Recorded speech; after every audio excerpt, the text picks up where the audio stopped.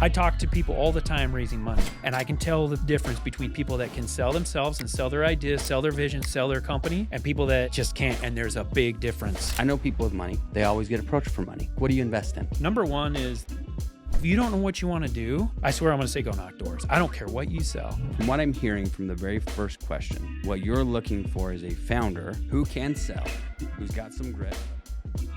I like pioneers, man. I agree. Life is a pitch. It's simply that. It is a pitch, and it is fun. Let's make sure that you're being sold what you want and you're selling what you actually want to sell. I really just love selling. It's the easiest thing on the planet if you believe in yourself. Let's buckle up. By the way, my name's JL. This is Sell Anything. Allan Draper, the man, the money, the dream maker. That's what we'll call it. Okay, so Allan, from my understanding, you've had a lot of success, and in that success, you've accumulated some monies, and so you've invested in some companies. Mm-hmm. You've done some fun things. What is it you look for? Because I know people with money, they always get approached for money. What are you looking for to gauge if you're going to get an ROI? Like, what do you invest in? So most recently, I've been investing in really early stage companies. Okay. So pre-rev companies. Wow. And I think I like to sum it up as three things that I look for. Mm-hmm. Number one is the founder or the founding team. Mm-hmm. Number two is going to be like, hey, what's the potential for this company? Okay. Right. If I'm investing that early, risk is like through the roof, right? Right. Most of them are going to fail. And you know that going into it. Know it, yeah. Even though a lot of founders don't think that. Right. But I was talking you to one wouldn't last invest night. in them if they did, right? Yeah. Okay. So so I need a large upside. Okay. Because of the risk. And then I need to get an idea of how they manage cash. Okay. Founders are notoriously terrible at, because they have this, pie in the sky attitude, like, oh, people are going to be begging us for this product. And it's just not true, right? You got to get that engine moving. And so I need to see somebody that is good with money, because not everything is, Uber and Airbnb. That's a valid point. Really good point. Okay. So at the time of this recording, the Masters is up and running. You're wearing a Masters shirt. Yes, sir. There's a common thread that I see with people who watch the Masters. Mm-hmm. They have money. Yeah. Golf is not a cheap game. No, it's not. Yeah. No. So tell us, because we're going to ask more detailed questions, but I'm curious because there's a whole range of audience. We got teenagers listening to this all the way up into their 50s. Okay. Those are kind of the demographics that we've got listening to the show. You didn't just start with money, or did you? Or how did you get to a point that you could be an investor? No, I definitely didn't start with money. I grew up in a 1,200 square foot home with 7 other people. Oh, cool. So we had one bathroom. Wow. I feel really bad for my sisters. There were 4 boys. I slept on the ground till I was about 7 or 8 years old. Okay.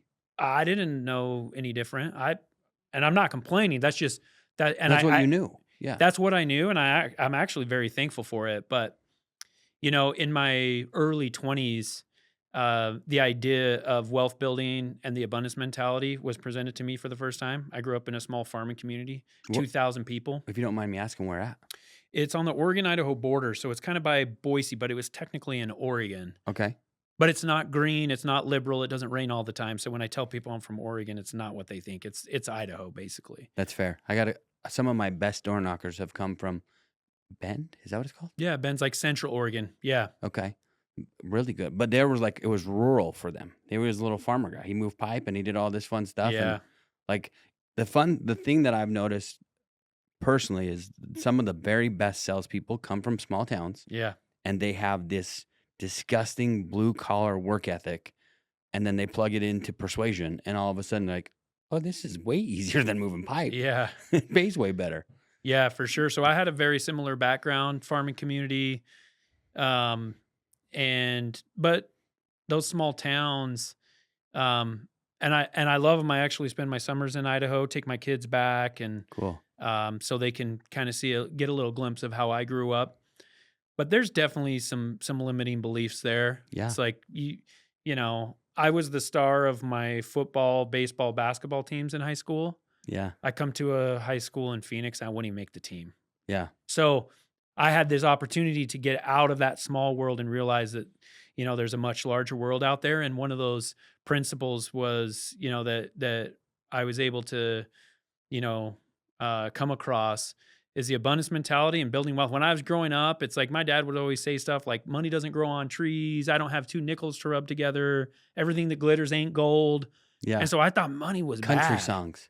Yeah, exactly. I get it. I was also raised in a very small farming community. Coal mining was the backbone of our. Okay, of our- wow, that's next level, man. So I get it. I 100% get it. But keep going.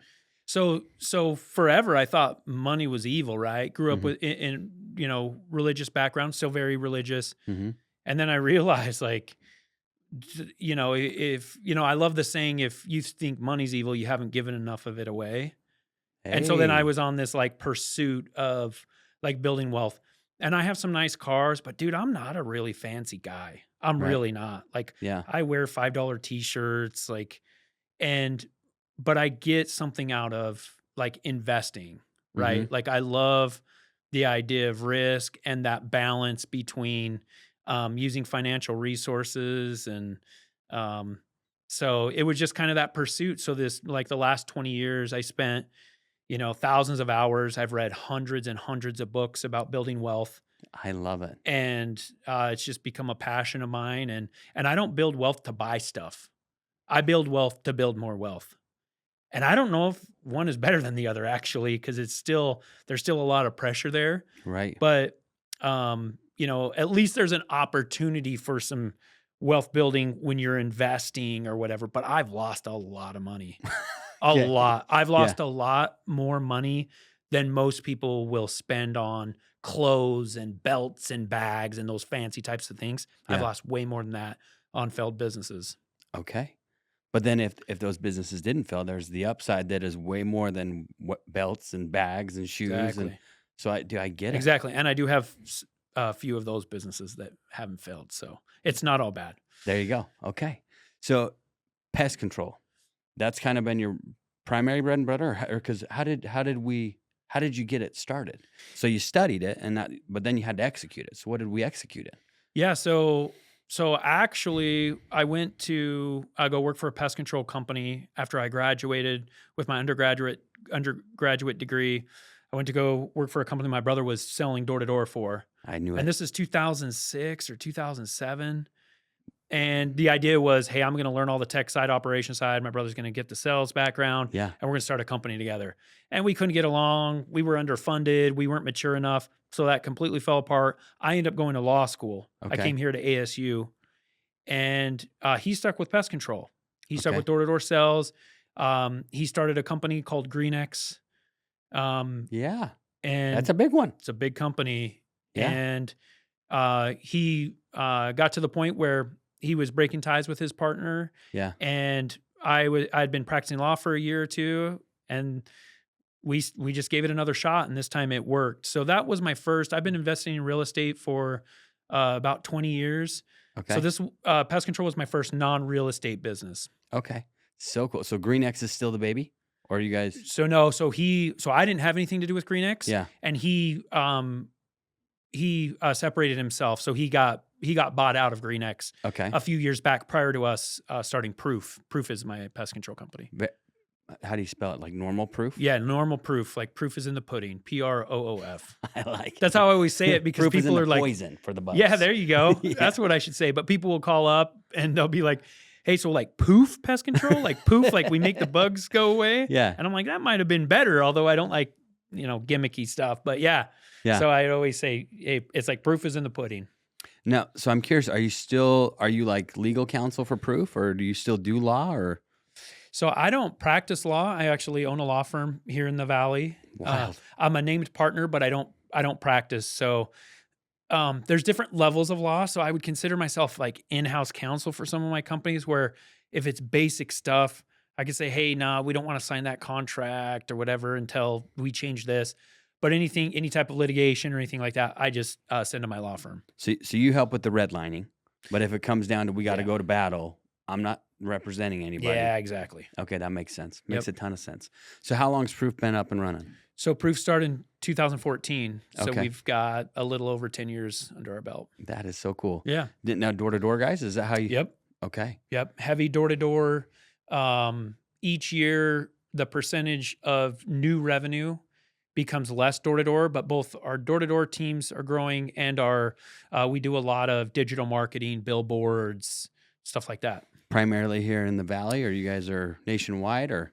We have 10 locations. They're really sporadic and they don't really make sense. And that's actually one of my mistakes. Like if I could go back, I might've done that a little differently, but we have branches, Boston, Long Island, Michigan, Colorado, Torino, Utah, Arizona. So just all over the place. And they're kind of random. It's like, Allan, what's and there were reasons, but at this point it's like, we could have done things a little differently. So there were reasons. It wasn't just there's a map, here's a dart, chuck it, let's see what happens. There were some logic behind it. So there's definitely some research that went into the market.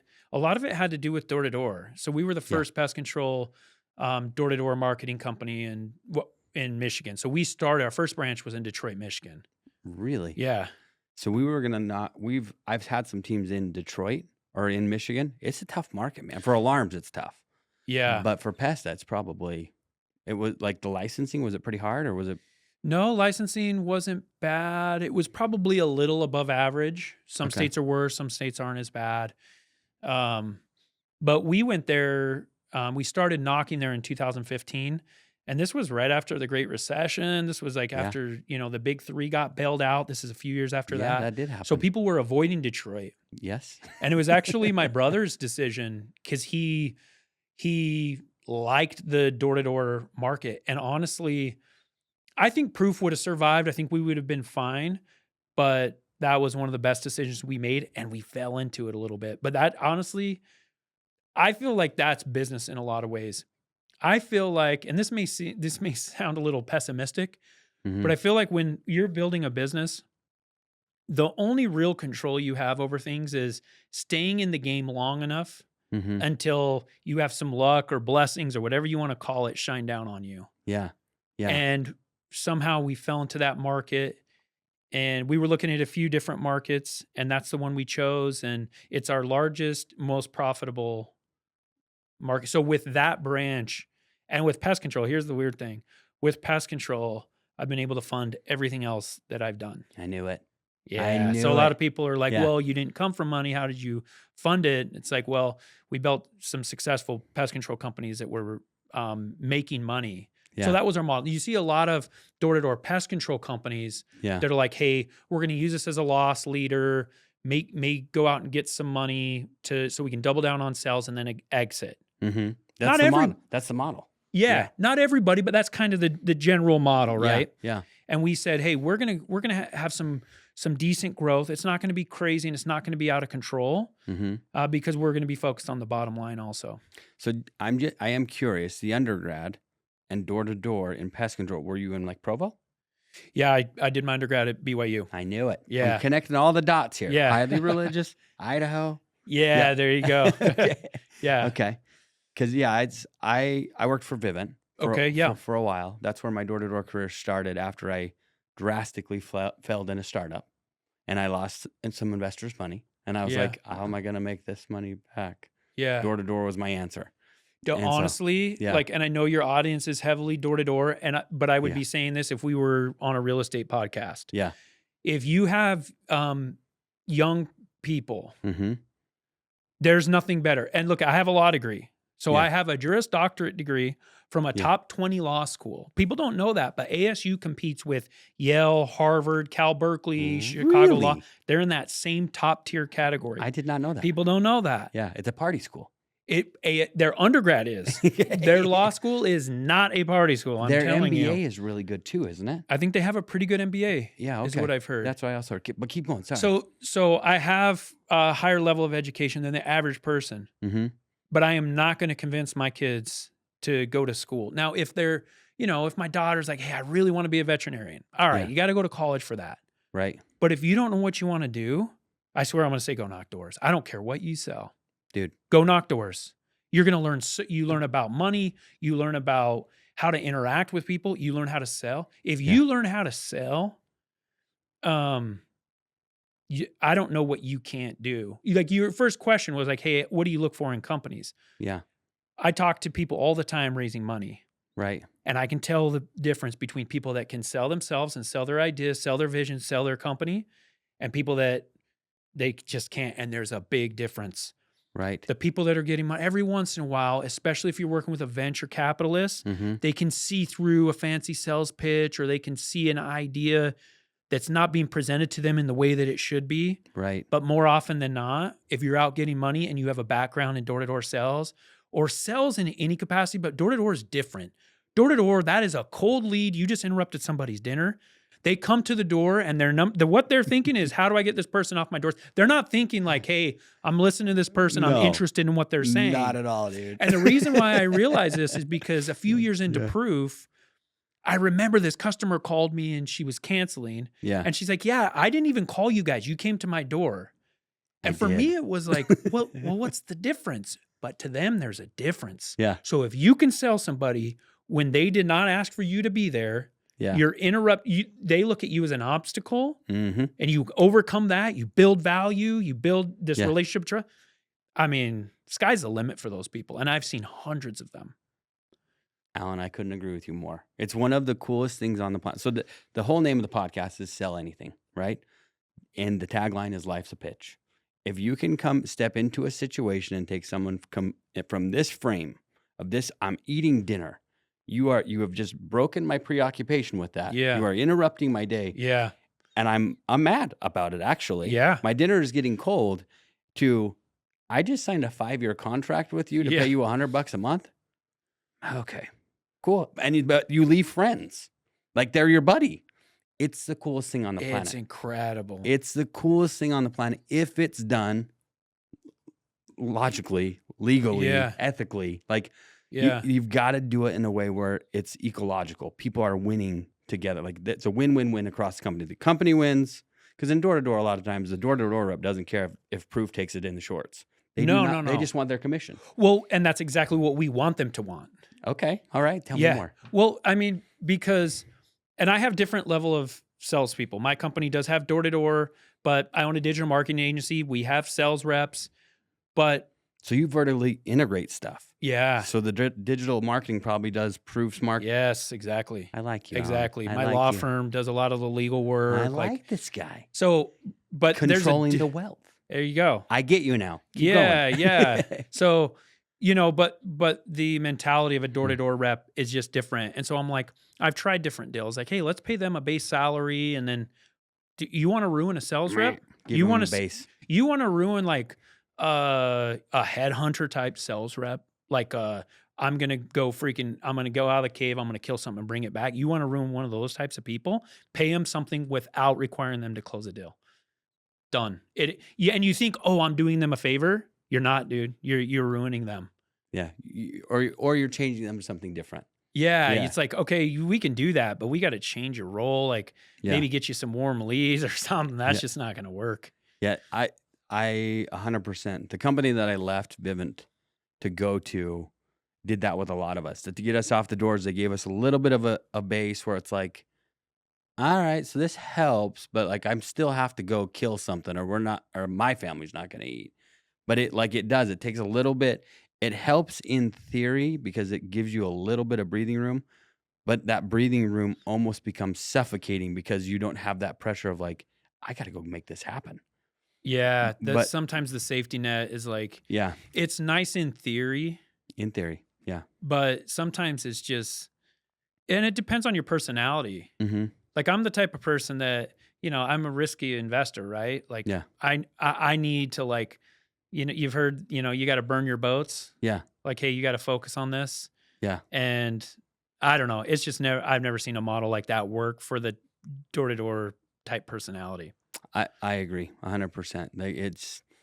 You got to eat what you kill. Yep. And then you got to incentivize them to train other people to eat what they kill. And if those guys are killing something, then they can have a tiny piece of what they kill. Like the model works great. Yeah. I agree with you 100%.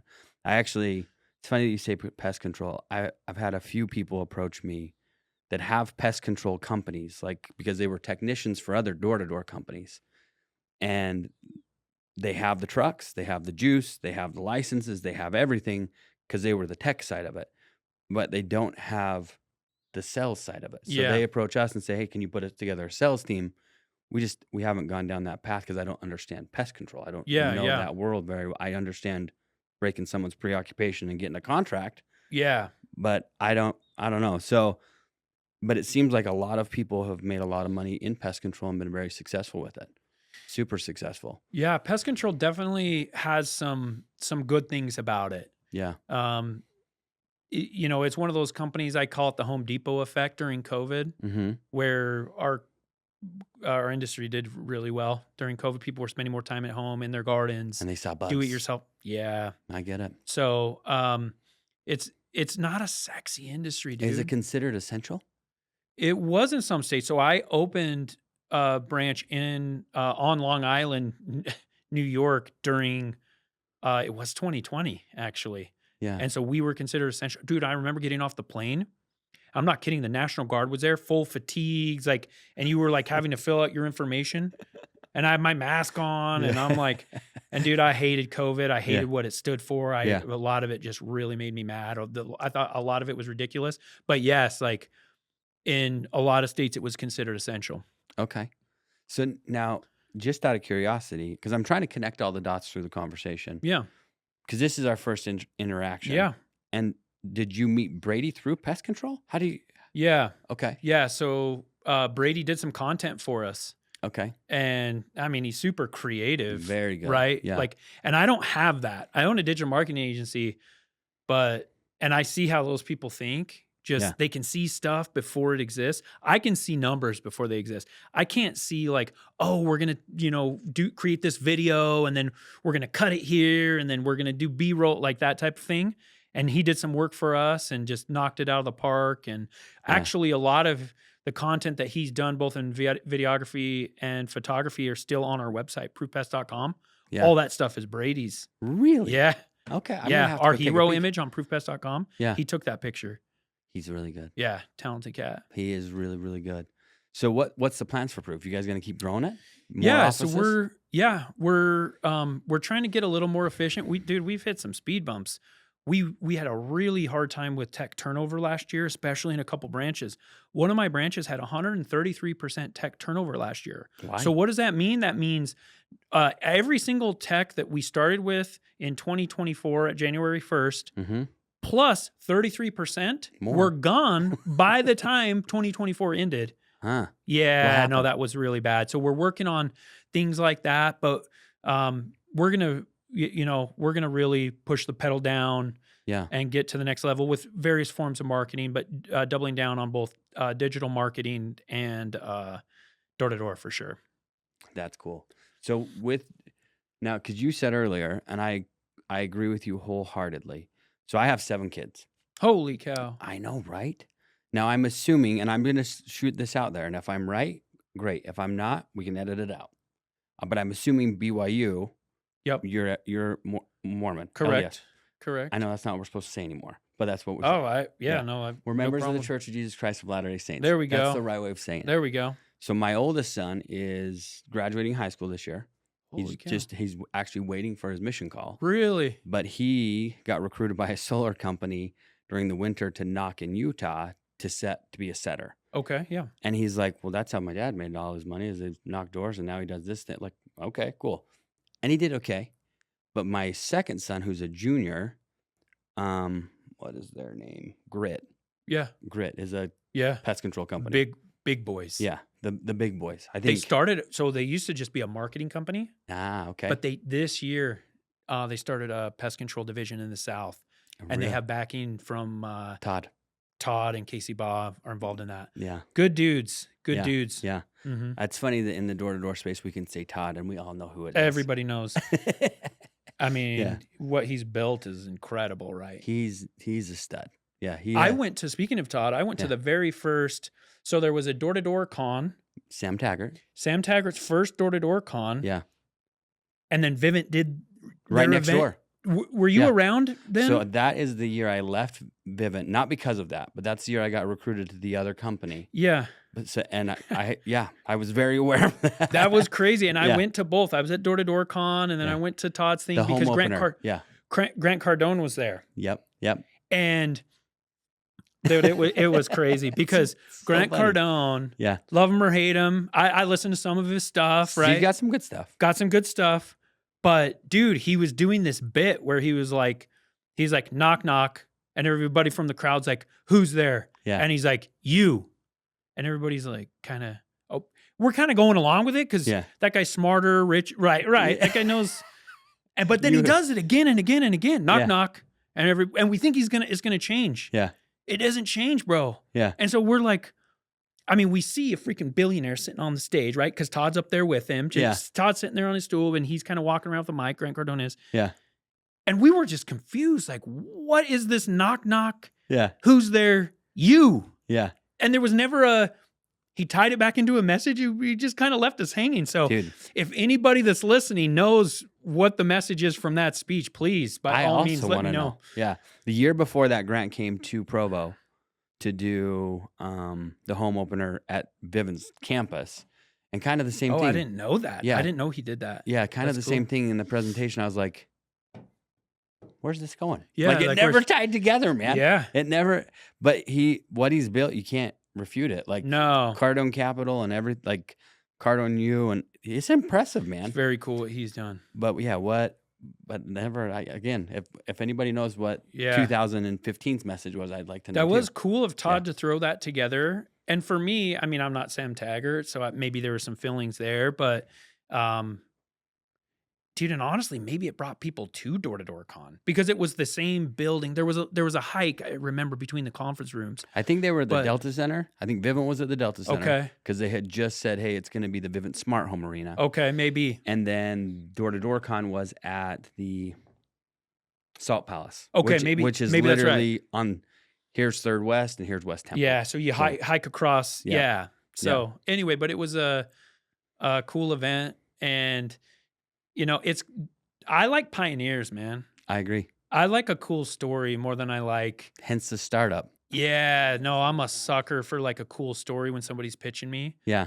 That's a great way to do it. Like, hey, I own a product company called Slick Barrier. Okay. We pitched to Shark Tank. It's been a couple of years now. We got a deal from Lori, Okay. but that's for TV, right? They go up there, shake hands, hug. Yeah. And we've been negotiating it for the last 2.5 years. I'd love to bring her on board. My partners are a little skeptical about it. I don't know that will materialize, but this product company, they pitched me early. Mm-hmm. And so what it is it's this chemical that they basically they paint it on the stem wall of your house. Okay. And it's slick, and insects need some type of tactile surface in order to get in.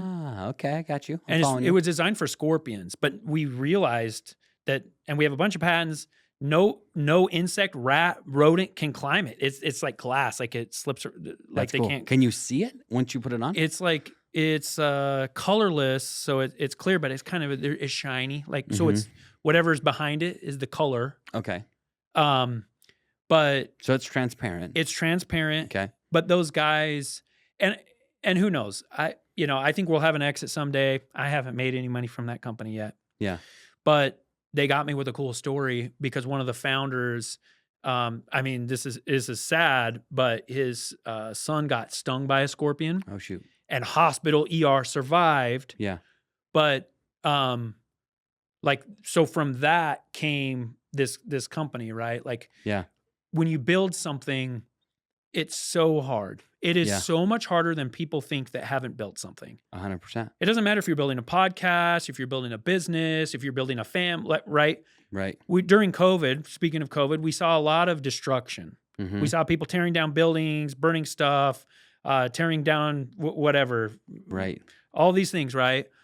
And I just wrote a book. I like to say, it's really easy to find typos in a book. Yeah. Hey, they misspelled money. You know what's hard? Write the book. Writing the book. 100%. That's what's hard. Yeah. And so for the creators out there, make sure that you have a story. Yeah. Because if you don't have a story, your business is going to fail. Yeah. Money gets you so far, and then it's like, why the hell am I doing this? Yeah. But if you have a story, hey, my son was stung, almost died. Right. And I'm going to make it so that it doesn't happen ever again. Yeah. And so he created this product. Yeah. He put it around his own house first. And it worked. And it worked. Yeah. So huge. An Arizona guy? Arizona guy. You should Google it. Slick Barrier Shark Tank. No, that is huge. It's funny because we lived in, my wife is originally from Glendale, Peoria. They're the same. And I'm going to be in trouble for not knowing that. Glendale. Her parents live in Peoria now. Okay. But, we moved down here right after we got married or had a couple kids, just because I think that's just the nature of it is go back where the wife's from. Then we end up moving back to Utah. But my son got stung by a scorpion too. Really? Nothing crazy happened, but it was like, Yeah. because my wife, I think, has heard stories similar to what the founder of that had experienced, where it could be really bad. So she was super nervous. Me being from Utah, I was like, it's a bug bite. Whatever. And luckily it was just a bug bite, but the stories do sell. Yeah. So they definitely do sell. And so from what I'm hearing from the very first question, what you're looking for is a founder who can sell, who's got some grit, who's also a creator and can navigate through the fact that it is tough to build things. It takes some effort and a story. Yeah, that's exactly right. So I just simplified it, right? Yeah. And I said, hey, I'm looking at the founding team founder. Yeah. But that's a huge aspect of it is because that's what I'm trying to determine is when things get difficult, when they start running out of money and they can no longer take anything home. Yeah. They have to just keep the lights on in the building. Yeah. Like, what are they going to do? If they don't have that story or that why or that, what's the purpose of doing this, they're going to quit and they're going to go on to the next thing. That's so I've had true. that. Yeah. There was this company that I invested early in, a Series A round, and they were building a platform to send international payments. It was like an international PayPal or Venmo. Yeah. And, bro, I just completely lost my butt on that company. And I look back. So my failures, I look back and I'm like, okay, what do I avoid next time? Right. And it's like, dude, this guy, zero commitment to it. And I know this is a public platform and I hope he hears it. He's still kind of one of a quasi friend of mine. Mm-hmm. And it's like, what was your commitment, man? Yeah. Because when that money stopped rolling in, they raised a lot of money, bro. Their payroll was like north of $1 million a year for pre-rev. Holy Hannah. And that's why number 3 is how are they managing cash? Yeah. But it's like there was no, my other company I invested, Slick Barrier, that guy wasn't going to stop.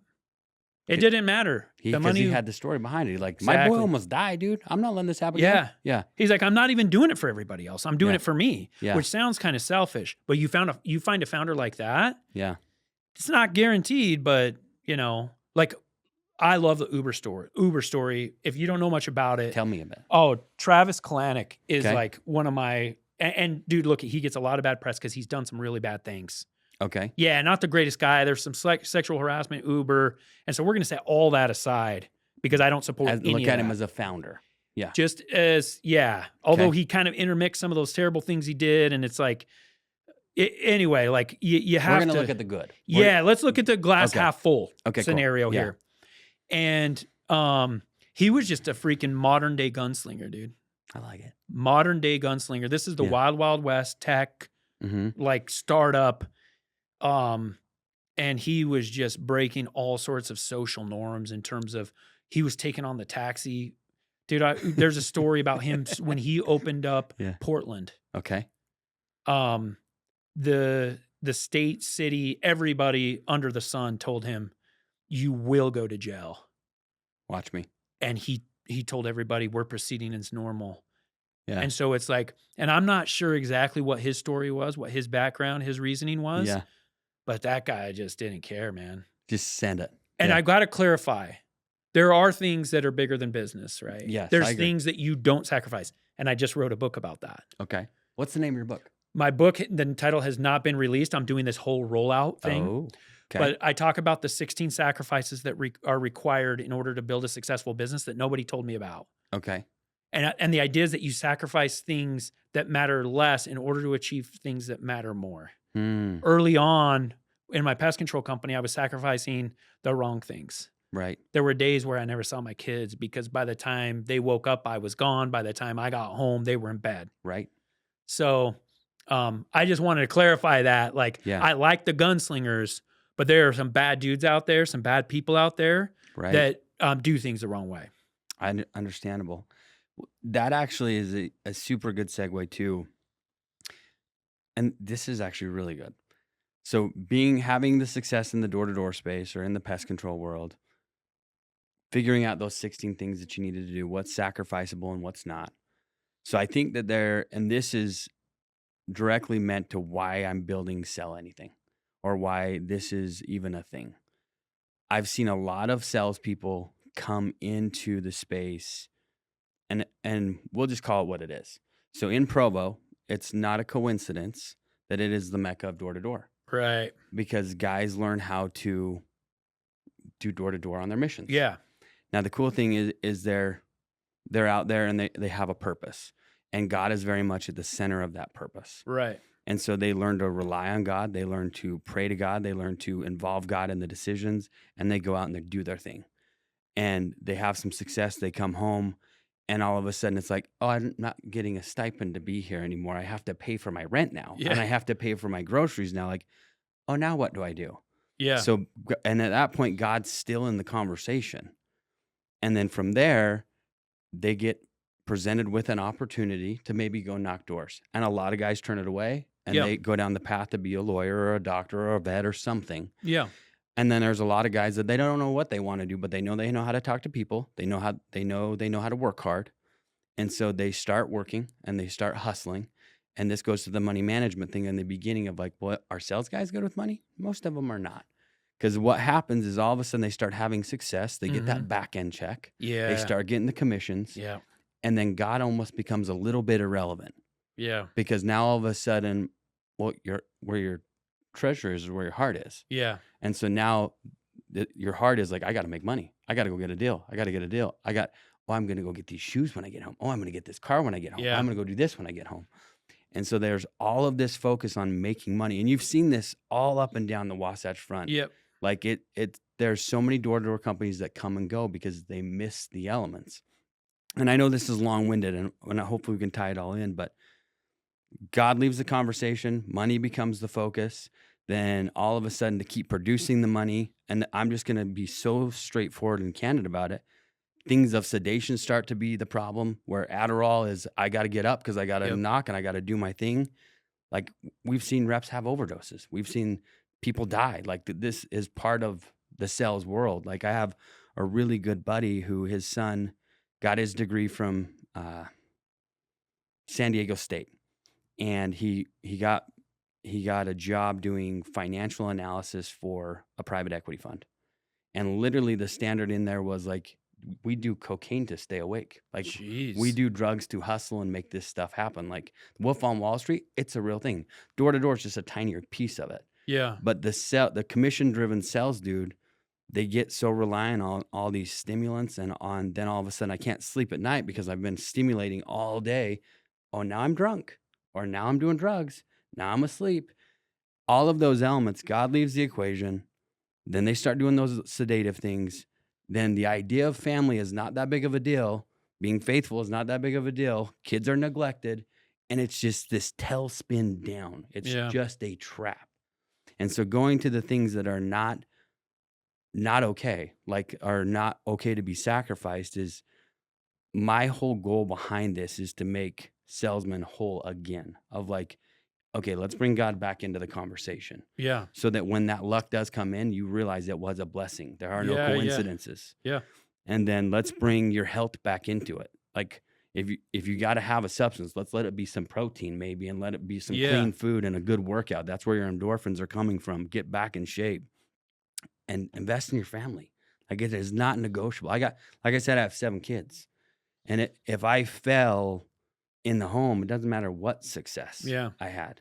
So, and if I leave my wife to wrangle all 7 of the kids that we made together, that's not good either. Yeah. So like she needs the attention and she needs the love.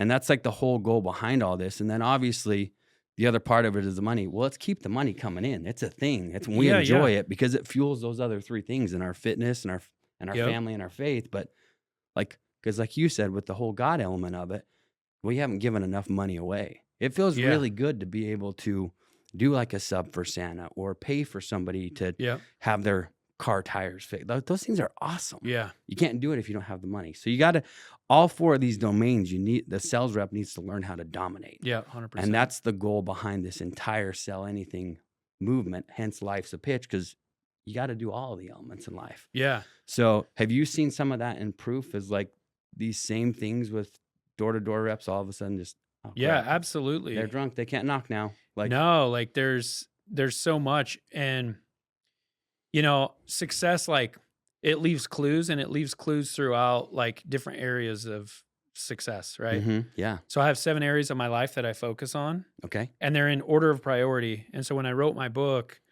it's with that in mind. So when I say you don't want to sacrifice something of greater value for something of lesser value, okay, I have them ordered, right? So God, my spiritual life's number 1. Yeah. Family's number 2. 3 is like my mental, emotional state. Yeah. Bro, I have some demons that most people don't know about. Like Yeah. I have terrible imposter syndrome. I rarely think I'm good enough. I rarely feel like I belong. Yeah.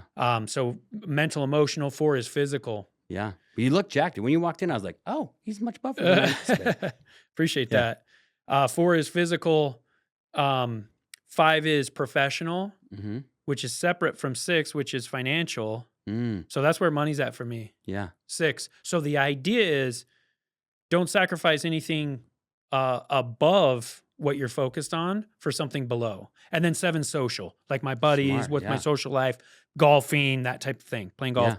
Yeah. So that's the idea. So this book is like, hey, you will be required to sacrifice to build a business. Don't sacrifice. I use non-negotiables throughout my book. Okay. Don't sacrifice non-negotiables, because you will never again be able to spend daddy-daughter date night with your 6-year-old. Never. I have a 6-year-old daughter. Yeah. And so I'll never have that again. I only have one daughter. And you have boys too? I have 2 boys. Okay. 12, 10, and 6-year-old girl. Cool. So it's like, you know, and it's so hard. And this is true of not just entrepreneurs, but entrepreneurship is like magnifying glass. Oh. Because so much pressure. It's like, if I don't you have employees, you have vendors that rely on you to pay their bills, like all these things. 100%. And it's like, hey, you know, my son has a baseball game tonight at 5. Yeah. I have a meeting it's supposed to go till 5. It's really close to my house. It's going to end at 4:55. And he's a leadoff hitter. Yeah. And so if his team hits first, I don't know if they're home or away, but I'm going to be there for that. Yeah. I don't care what happens in my business. I have this webinar thing that I'm doing.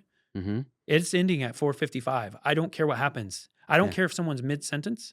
Yeah. I don't try to be rude to people. Yeah. But I am going to leave the meeting and I'm going to walk out. I'm going to my son's baseball game, because there will be another 1,000 meetings in my life. Yes. There will be another $100-200 million in my life. Yeah. There won't be another 12-year-old hitting leadoff in my life. That's powerful, man. That's super powerful. The funny thing is that I learned it by doing it the wrong way. And usually we do. Usually we have to I don't have a better analogy. You usually got to get kicked in the nuts before you're like, oh, I should probably cover him. Exactly. Like, that's going to hurt. Speaking of that, my son's a catcher. So he learned the concept of wearing a cup. Absolutely. It's a good idea. Yeah, good idea. Dad, why do I have to wear this? You'll find out. Don't wear it today and see what happens. Yeah. No, I really like that. So when is the book coming out? The book's done, but we're doing a release probably, I think I'm shooting for August 1st.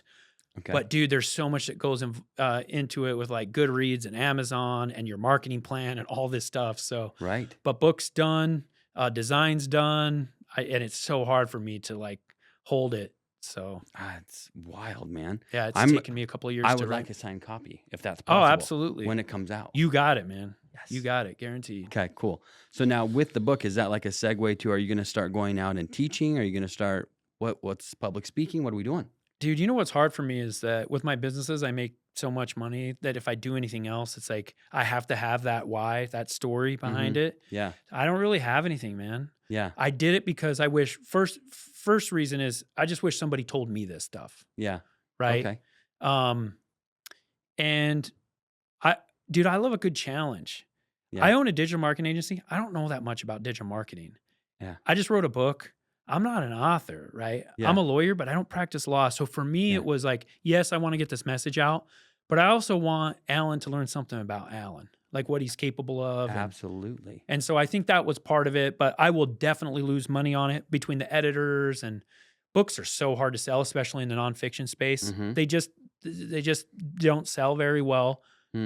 So for me, it was, those things. Okay. I hope my boys, my kids can see that, like, man, there's points where I stuck my neck out on the line. Mm-hmm. And so whatever they decide to do with their life, I hope they realize there's some risk involved. Dude, when we get married, I don't know if there's anything riskier.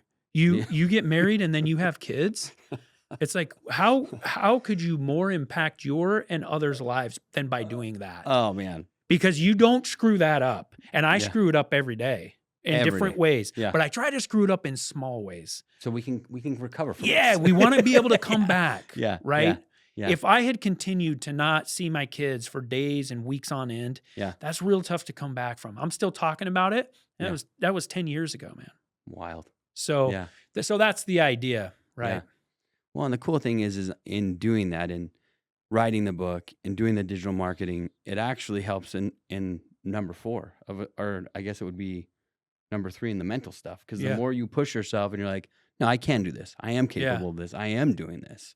Then it just gives you more evidence of like, no, I got this, dude. I'm not an imposter. I'm a leader. I'm the man. Like I can do this. Yeah.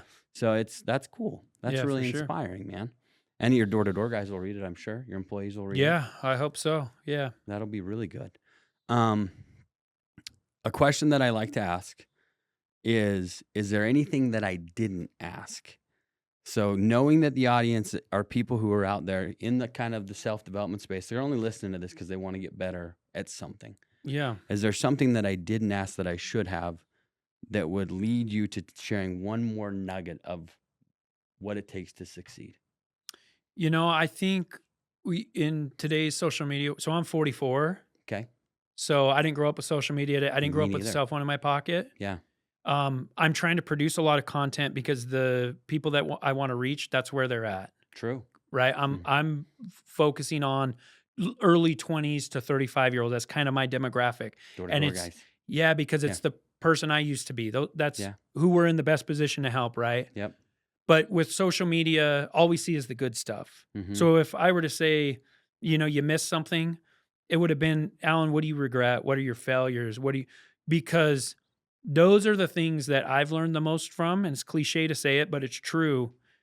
And you can't really push that too much on social media because people want to see the Ferraris. That's true. Right. So it's like, hey, and that's true of the people that are listening to this. It's like, hey, what are my failures? When my kids get knocked down, they started playing tackle football last year. Yeah. And I love it. I love seeing them getting knocked on their butts. I agree. It's like, well, now what are you going to do? Get up. Yeah. Right? Yeah. Because not every kid gets up. Some kids start crying. Some kids take their helmet off. Some kids go to mama on the sideline. I help coach them. I coached for 5 years. I'm coaching again this year. And it's like, I don't care if you're hurt. Yeah. With my kids, I have like, get up, dude. Yeah. If you're hurt, you get to the sideline and we'll figure it out. Yeah. There's a difference between like giving up and taking a minute. Yeah. We all need to take a minute. Oh, 100. Right? So if you forgot your cup, bro, you're going to need to take a minute. Exactly. Yeah. So it's not that. It's not like, hey, we're going to burn the candle at both ends. We're going to because when you do that, you're sacrificing those other areas, right? True. So, I think it would have been something about that, but we're talking about it now, right? That's a great question because it got us talking about it. But it's the, how do we see between the lines in this facade-ridden society that we're in, where it's just the highlight reel? Mm-hmm. What's the truth behind that? Right. What's going on? People say, oh, he's an overnight success, 10 years in the making, right? Yeah.